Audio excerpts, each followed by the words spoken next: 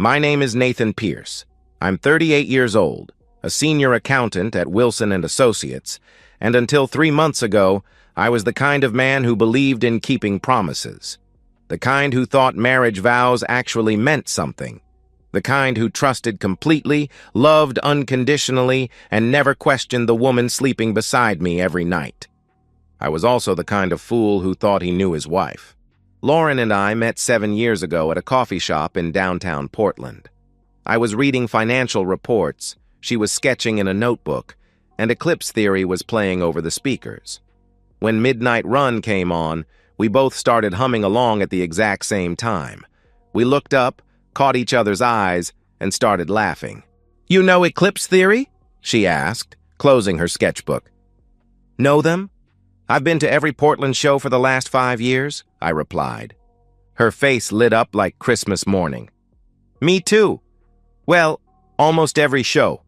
I missed the one last spring because of work," she said. That was our beginning. Not love at first sight, but love at first song. We talked for 3 hours about music, about Jackson Reed's guitar solos, about how Eclipse Theory's lyrics captured something raw and honest that most bands couldn't touch. When she agreed to come with me to their next concert, I knew I was falling for her. Our entire relationship was built on shared experiences. Concert after concert, late nights talking about lyrics and melodies, road trips to catch Eclipse Theory in Seattle and San Francisco. She moved in with me after 8 months. We got married 2 years later in a small ceremony with Horizon Line playing as she walked down the aisle. Our honeymoon was in Nashville. Music City, she called it. We spent 5 days hitting every venue, every record store, every place where music lived and breathed. On our last night, we caught Eclipse Theory at the Ryman Auditorium. Lauren cried during Forever Young Tonight. I held her hand and thought about how lucky I was to find someone who understood that music wasn't just entertainment. It was religion. Over 7 years of marriage, we attended 14 Eclipse Theory shows together. Every tour, every special performance, every time they came within driving distance, it was our thing, our tradition, the foundation of who we were as a couple. Lauren stopped working 3 years into our marriage. "I want to focus on building our home," she said, "making us a real family." I supported her without hesitation. I was pulling in $82,000 a year at the firm, enough for both of us to live comfortably. She filled her days with yoga classes, book clubs, shopping trips with her friends. I worked long hours, sometimes staying late to handle difficult clients or navigate complex audits, but I never minded. I was providing. I was building something stable for both of us. We were happy, or at least, I thought we were happy. Then came the announcement that changed everything. Eclipse Theory's Midnight Horizon Tour. 2 nights at the Paramount Theater in Portland. When Lauren saw the dates, she was ecstatic. She immediately started planning what to wear, talking about how close our seats would be, wondering if they'd play any new songs. I checked my calendar and felt my stomach drop. Quarterly audit. The week from hell that happens 4 times a year at Wilson & Associates. 16-hour days, mountains of paperwork, and absolutely no flexibility. The Paramount shows were Thursday and Friday night. I'd be buried in spreadsheets both evenings, probably not leaving the office until midnight. "Both nights?" Lauren's voice went cold when I told her. "Nathan, we've never missed an Eclipse Theory show." "I know, baby. I'm sorry. The timing is just terrible," I answered. "Can't you switch with someone? Take a day off?" she pressed. I explained about the audit, about the deadlines, about how Wilson had 3 major clients depending on our team to get their numbers right. She listened, but I could see something changing in her eyes. Something I couldn't name then. Looking back now, I can see it clearly. It was opportunity. "Why don't you take Megan?" I suggested. "She loves Eclipse Theory almost as much as we do." Megan was Lauren's childhood best friend, her maid of honor, the person who knew Lauren better than anyone except me. They'd grown up together, stayed close through college, and maintained their friendship even when life pulled them in different directions. "Megan?" Lauren considered this for a moment. "Yeah, actually, that could be fun." Girls' night out, she agreed, but something had shifted. The excitement in her voice was different now, sharper, more secretive. But I was so relieved to have found a solution that I didn't think too hard about it. Friday night, I was at the office until almost 11, buried in audit documentation and compliance reports. Around 9:30, I took a break and texted Lauren, "Have fun tonight. Tell the band I said hi. Love you." She replied immediately, "Will do. Love you too. Don't work too hard." I meant every word of that text. She didn't mean a single word of her reply. I had no idea that as I typed those words, Lauren was already at the concert, already moving through the crowd towards something that would destroy our marriage forever. I had no idea that this was the last normal moment we would ever share. I trusted completely. I suspected nothing. I was working late, providing for our future, while my wife was choosing to obliterate it. I didn't learn what happened that night until the next morning. But I need you to understand exactly what went down while I was buried in spreadsheets, trusting my wife completely. What I'm about to tell you comes from Megan, the only person who witnessed Lauren's betrayal firsthand, the only person brave enough to tell me the truth. Megan picked Lauren up at 7 on Friday night. They'd planned to grab dinner before the show, maybe a drink or two to get in the mood. Lauren was electric with excitement, talking non-stop about which songs Eclipse Theory might play, whether Jackson Reed would do his signature guitar solo during Burning Bridges. They had excellent seats, front row, center stage, the kind of spots that cost a fortune but were worth every penny when your favorite band was performing. Lauren sang along to every word, her voice carrying over the crowd, her whole body moving to the rhythm.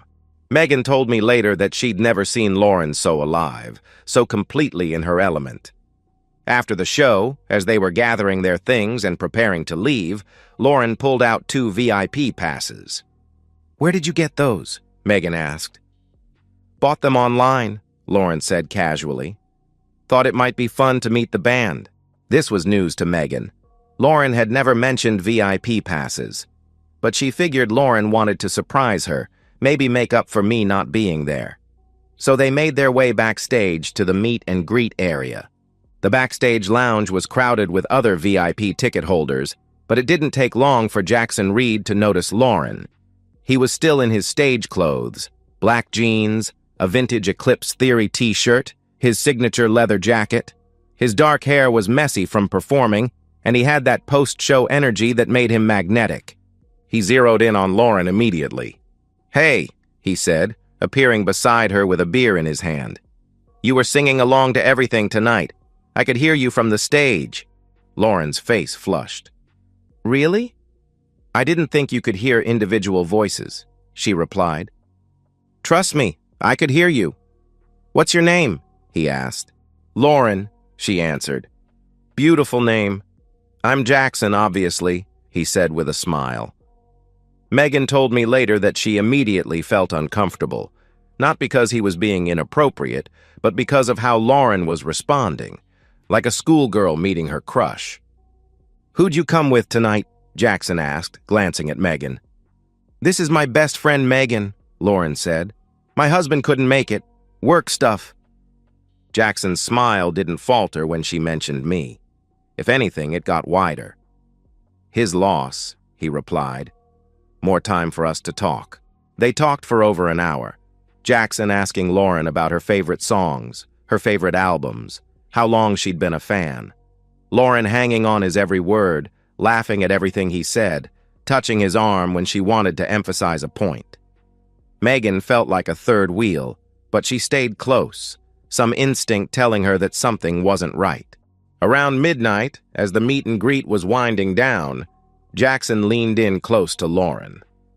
"Hey, a few of us are hanging out in the green room for drinks. Want to join us?" he offered. Lauren's eyes lit up. "Really?" "Yes, absolutely," she answered immediately. She turned to Megan. "Is that okay? Can you wait for me? It'll probably just be like 30 minutes, she asked. Every instinct Megan had screamed that this was wrong. Lauren was married. She was my wife. But Megan also knew that if she objected, Lauren would probably go anyway and just be angry at her for causing drama. "Okay," Megan said reluctantly, "but don't be too long." "I won't. I promise," Lauren replied. Lauren disappeared through a door marked "Authorized Personnel Only" with Jackson Reed. Megan sat in the emptying backstage area, checking her phone, making small talk with security guards, waiting. 30 minutes passed, then an hour. Megan texted Lauren, "Everything okay? Ready to go?" No response. Another 30 minutes. Still nothing. Finally, around 1:30 in the morning, Megan's concern overrode her politeness. She found a security guard and explained that her friend had gone into the green room and hadn't come back. The guard, probably tired and wanting to go home, agreed to walk her back and check on Lauren. The green room area was a maze of hallways and doors, most of them closed. But as they walked past the dressing rooms, Megan heard familiar laughter. Lauren's laughter. She followed the sound to a door that was slightly ajar. The security guard had continued down the hall, apparently confident that Lauren was fine. Megan approached the door and peered through the gap. What she saw destroyed her faith in her best friend forever. Lauren was pressed against the wall, Jackson Reed's hands tangled in her hair, their mouths locked together in a kiss that was hungry, desperate, completely without reservation. Lauren's hands were pulling at his shirt, trying to get it off. Jackson was pushing against her, his hands roaming places that belonged to me. Megan's first instinct was to look away, to give her friend privacy, to pretend she hadn't seen anything. But something harder, something more loyal to me than to Lauren, made her pull out her phone instead. She recorded. 10 seconds. 20. She moved slightly to get different angles, her hands shaking as she documented my wife's betrayal. She took photos when they shifted positions, when Lauren pulled Jackson's shirt completely off, when he pushed her harder against the wall. She got it all. Then she backed away quietly, her heart pounding, her stomach sick. She texted Lauren, "Not feeling well, heading out, talk to you tomorrow." She didn't wait for a reply. She walked out of the Paramount Theater, drove home, and sat in her car in her driveway for an hour, staring at the videos on her phone. Megan told me later that she didn't sleep that night. She kept thinking about me, working late at the office, completely unaware that my marriage was being destroyed a few miles away. She thought about our 7-year relationship, our wedding, all the Eclipse Theory concerts we'd attended together as a couple. She thought about Lauren, her childhood friend, the person she'd trusted with her deepest secrets, throwing away everything good in her life for one night with a musician who probably wouldn't remember her name by morning. And she made the hardest decision of her life. She chose truth over friendship. She chose me over Lauren. That decision saved me. Saturday morning, 7:30 a.m. I was back at the office, third cup of coffee already burning through my system, drowning in audit reports that needed to be filed by Monday. The quarterly audit doesn't stop for weekends, doesn't care about your personal life, doesn't give you room to breathe until every number is verified and every document is signed. My phone buzzed. Text from Megan. "Can you call me when you get a chance? Need to talk to you about something?" I figured she wanted to tell me about the concert. Maybe share some funny story about Lauren fangirling over meeting the band. I stepped into an empty conference room and dialed her number. "Nathan?" Her voice was tight, strained, like she'd been crying. "Hey, Megan, how was the show? Did Lauren have fun?" I asked. "Nathan, I need to tell you something. And it's going to be really hard to hear," she said carefully. The way she said it made my stomach drop. "What's wrong? Is Lauren okay?" I asked. "Lauren cheated on you. Last night. With the guitarist. With Jackson Reed. I saw them. I recorded it," she said, her voice breaking. The words hit me like physical blows. For a moment, I couldn't process what she was saying. Lauren cheated. My Lauren. My wife of 7 years, who cried at our wedding, who called me her soulmate, who'd never given me a single reason to doubt her. "Are you sure?" I heard myself asking. "Maybe it just looked—" "Nathan, I'm sending you the videos right now. I'm so sorry, she interrupted. My phone buzzed. 3 video files, 4 photos. I opened the first video with shaking hands. There was my wife, my Lauren. Kissing another man like her, life depended on it. Hands in his hair, pulling his shirt off, pressing against him like I didn't exist. Like our marriage didn't exist. Like 7 years of love and trust meant nothing. I watched all 3 videos, looked at every photo, different angles of the same betrayal. Clear, undeniable, devastating proof that the woman I loved, the woman I'd worked late to provide for, had chosen to destroy us for a stranger. I didn't scream. I didn't break down. I didn't throw my phone or punch the wall or collapse in grief. Instead, something ice cold settled in my chest. Crystal clear thinking. Perfect, surgical calm. I called my attorney. Robert Hayes had handled my business contracts for years. He was expensive, ruthless, and brilliant. He answered on the second ring. "Nathan, it's Saturday morning. What's going on?" he asked. "I need to file for divorce. Today. This morning," I said. "Whoa, slow down. What happened?" he replied. "My wife cheated on me. I have video evidence, multiple videos. I need her served with papers as soon as possible," I explained. "Send me everything you have. I'll review it and call you back in an hour," he said. "How fast can you move on this, Robert?" I pressed. "If the evidence is solid and you want her served today, I can make it happen. But Nathan, you need to think about this. Maybe you should take some time," he started. "No, I'm done thinking." "How fast?" I interrupted. "Give me 3 hours. I'll have the papers drafted and a process server ready to go," he replied. "Do it," I confirmed. I sent him the videos and photos. Then I left work. "Family emergency," I told my supervisor, and drove home. I moved through our house like a machine. No emotion, just execution. I went to our bedroom and pulled every piece of Lauren's clothing from the closet.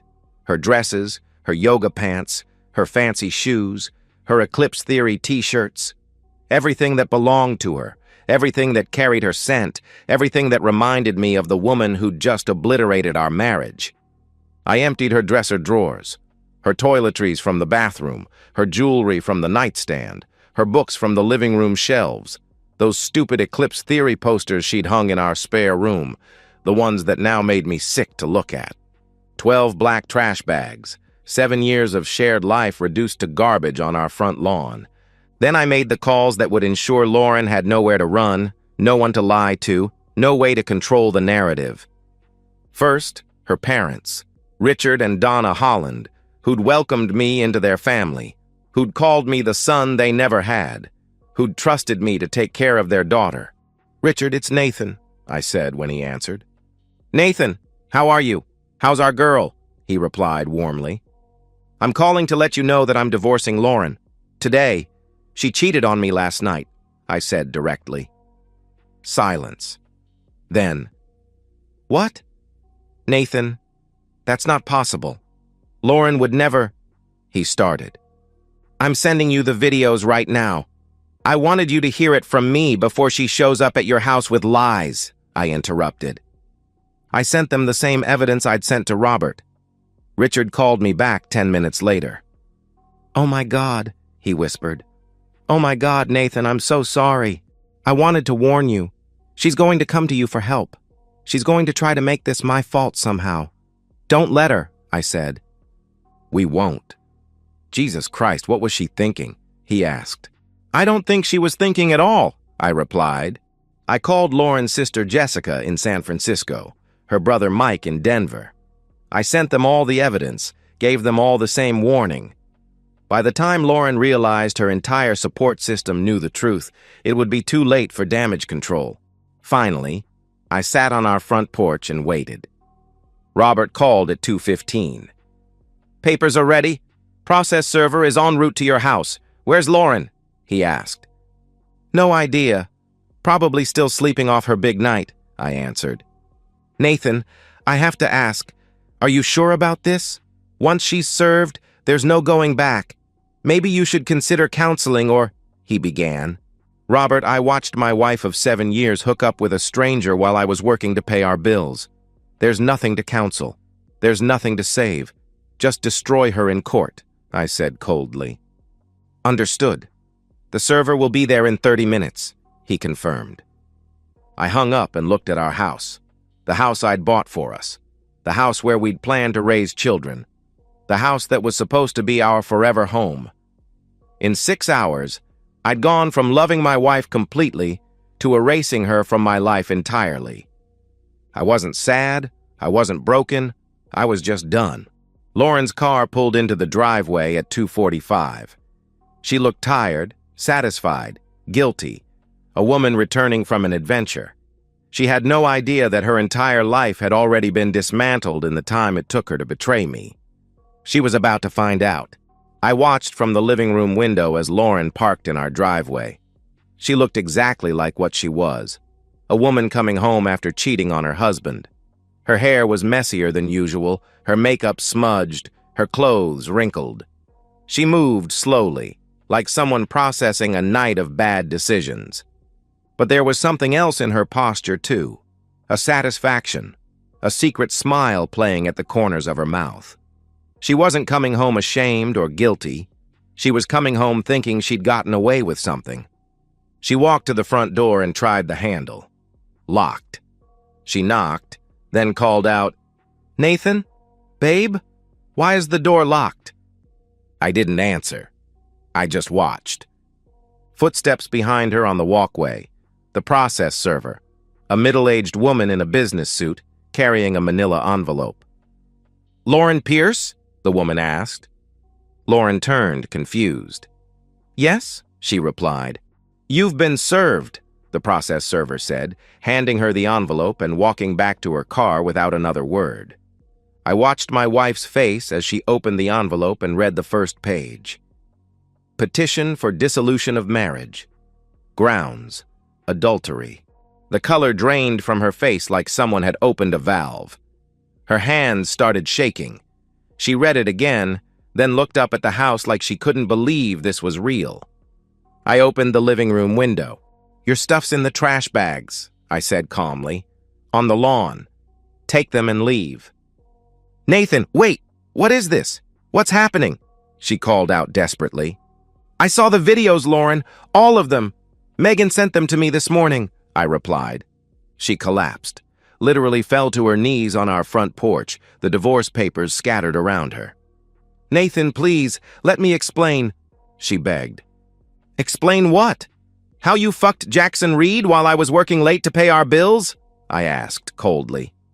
It wasn't like that," she stammered. "Really? Because it looked exactly like that," I shot back.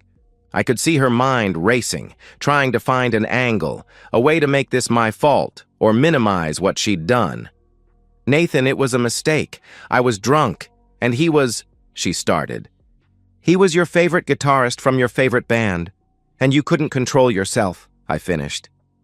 "Please, can we just talk about this? Can you come outside and we can—" she pleaded. "No, we're done talking. We're done with everything. Take your stuff and leave," I said firmly. I closed the window.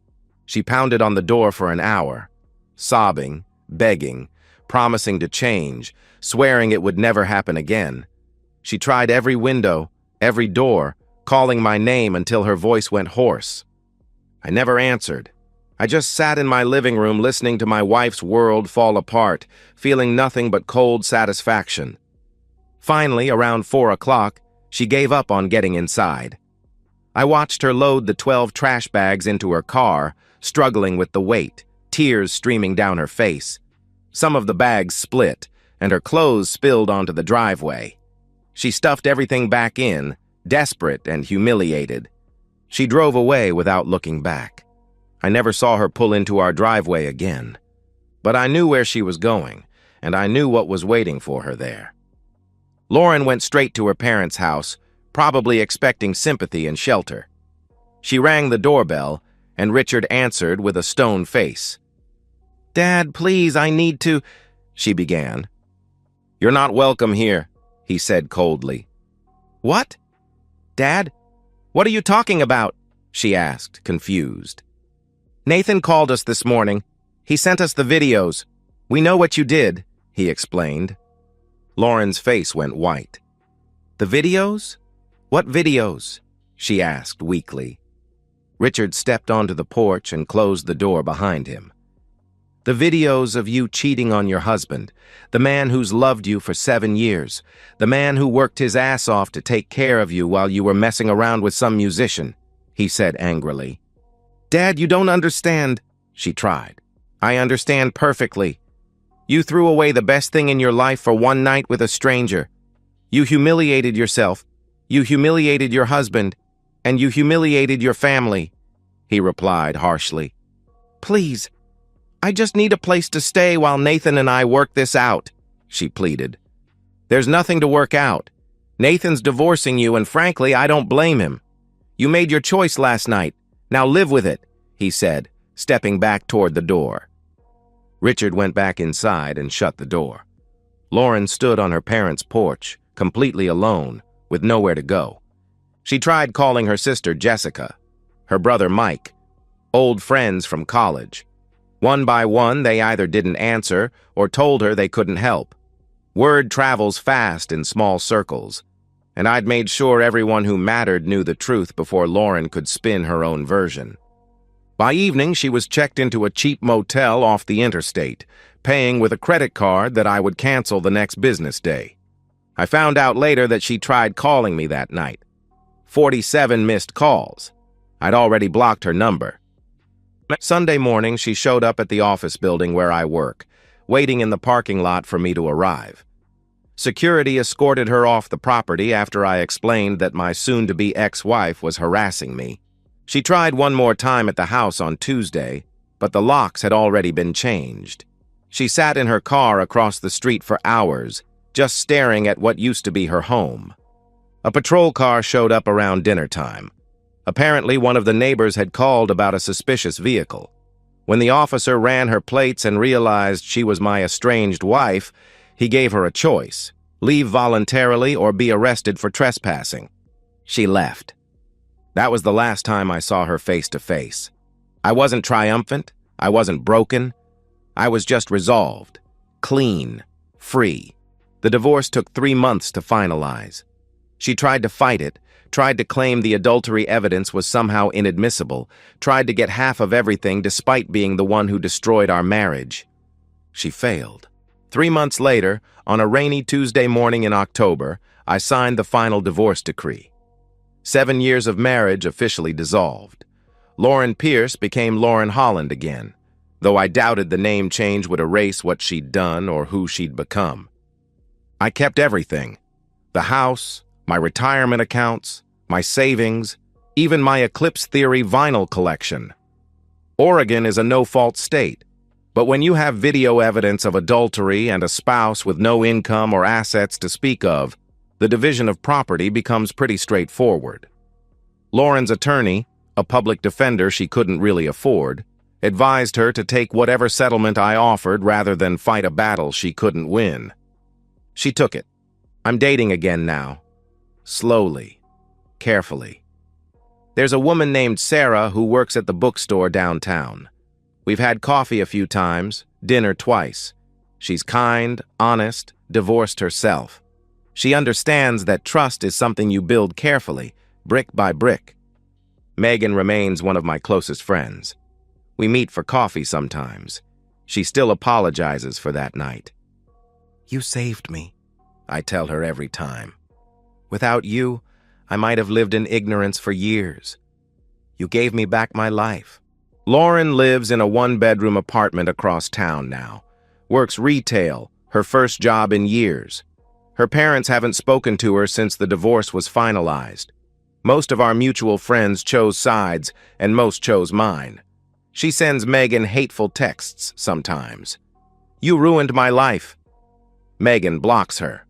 I heard through the grapevine that Lauren tried to reconnect with Jackson Reed. He ghosted her. She was just another groupie. He never cared. I'm 38, divorced, and I'm okay. Better than okay. My advice to anyone reading: surround yourself with people who tell you the truth, even when it hurts. And if someone betrays you, walk away clean.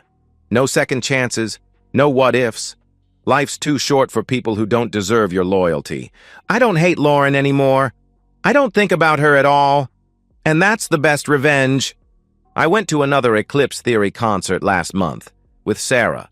We had great seats, and when Jackson Reed played his guitar solo during Burning Bridges, I felt nothing but appreciation for the music. Sarah held my hand during Forever Young Tonight, and for the first time in years, the music meant something pure again. When the show ended, Sarah asked me what I thought. I think, I said, that was exactly the concert I was meant to see. Sometimes the best revenge isn't what you take from someone who betrayed you. Sometimes the best revenge is simply being happy without them. And that's the end of today's story. If you enjoyed it, please give this video a thumbs up and drop a comment below. Your support helps the algorithm push my content further. If you're new to the channel, don't forget to hit that subscribe button. It really helps me keep creating more stories for you. Thanks for watching, and I'll see you in the next one.